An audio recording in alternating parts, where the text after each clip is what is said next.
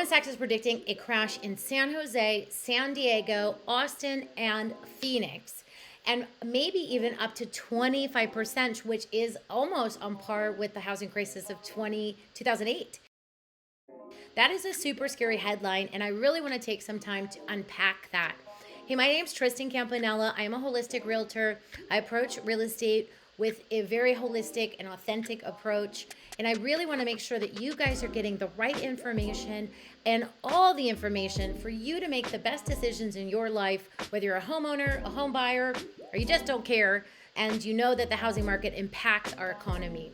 So let's take a look a little bit deeper into these headlines. Goldman Sachs, the bank, says that these cities could experience these prices because they are so detached from the fundamentals during COVID and they went skyrocketing up. High mortgage rates combined with soaring home prices are currently driving some buyers out of the market, and that is contributing to the housing market cooling because housing affordability has become a huge problem in these cities, such as San Diego. Austin, which was ranked as the #1 real estate market in 2021 by Zillow, is now the 30th hottest market. Homes are spending an average of 68 days on the market, which is more than any other major U.S. city. Austin National Board of Realtors has pushed back, and they're saying that they're still seeing a high demand for housing in Austin. So who knows? I don't know. I don't live in Austin, but if you do, leave me a comment. I would love to hear what you're seeing in the Austin housing market. Prices in areas like New York and Chicago are actually supposed to fall very little, like 2%, according to Goldman. And other areas such as Baltimore and Miami will also grow this year. These people are still wanting to move there. Now, let's look at the economist for the National Association of Realtors, Lawrence Yun, and what he states that he actually had forecasted a somewhat hopeful signs for 2023 housing market, maybe being flat on average if we look at it at the end of the year from the peaks and the valleys. And some areas may have some small price gains still. That could happen. The exceptions of the areas are going to be a lot of West Coast cities like Seattle, San Francisco, San Jose, and San Diego, because we shot up so much. So let's unpack it. If your house went up or a house went up 23% in 2 years, it is only reasonable to think that you are going to lose some of that equity once things cool down, because our average growth for median prices in San Diego annually is only 3 to 5%. So if we take that number and we've gone up 23%, but then we go down 10%, are we still over the number that we started?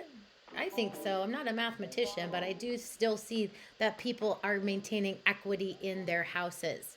So we have two different groups not agreeing, and we'll have to see, because honestly, nobody has a crystal ball in the housing market. Now, locally here, the areas with the highest appreciation, areas like Rancho Penasquitos, Poway, Carlsbad, those areas have seen some declines. But if I unpack it further and I look at the monthly numbers from my MLS, which I'm going to put a link below, and you can request your zip code or zip code you want to move to, those areas, like let's take Carlsbad, 92009, highly desirable area to live, great schools, you're by the beach. That area, detached single family homes has gone up 1.2%, but attached like condominiums and townhomes has gone down 8%. So yes, there is a decline, but it is incredibly specific to the area and the type of the house.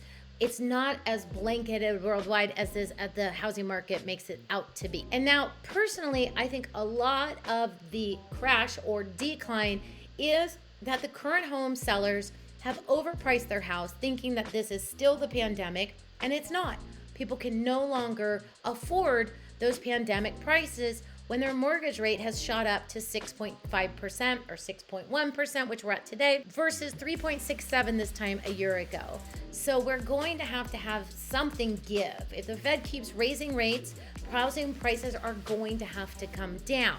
Now let's talk about inventory. We don't have a lot of inventory. We can look at all the numbers all day long, but from a personal experience, I am every weekend taking out home buyers, and what I'm seeing is that they just don't like anything on the market, and there's just not a lot to look at. Now, the homes that are awesome and move-in ready and ready to go, those are getting multiple offers in the areas that are desirable. People are nervous and they want to find the right house before they make a choice. So it is taking home buyers a little bit longer to purchase a home. They don't feel as much pressure to pull the trigger.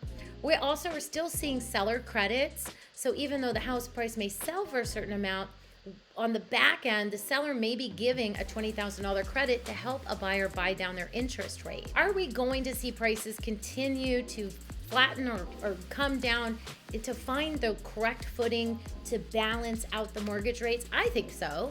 What do you think? I would love to hear. Please comment below. I'd love to hear what your concerns are, what you think the housing market's going to do. I'd love to have you subscribe and stay in touch with me. And I'll see you guys on the next video.